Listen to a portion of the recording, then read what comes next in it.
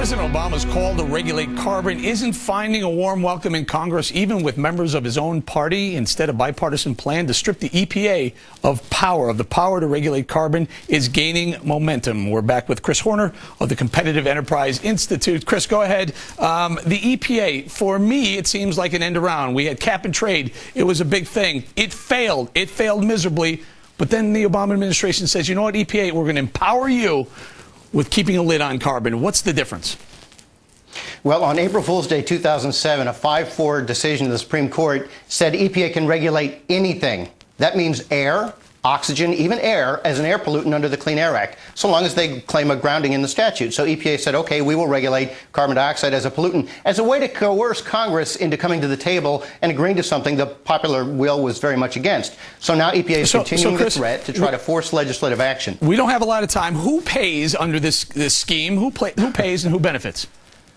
Well, it drives up. The point, as the president said, and I have no reason to think he was lying, was to cause your energy prices to necessarily skyrocket and to bankrupt companies that he doesn't prefer. So seniors and the poor, first and worst, anybody who has a job in the energy-intensive industries, anybody who has a job in manufacturing, and then those very few people in the country who use energy, which I know is only very few of us, apparently. But that's who it's aimed at, because we're using too much stuff and too much energy, according to our political elites. So it is, in essence, a cap-and-trade bill, a law that it's a regulation, a cap-and-trade regulation instead of a law.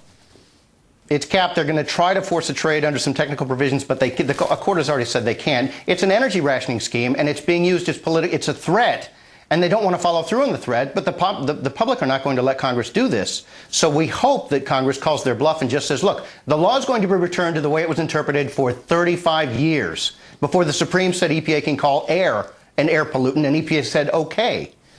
And lastly, very quickly, we only have about 10 seconds or so. I heard there were supposed to be some checks that were going to be cut to people who fell below the poverty line. Is that true?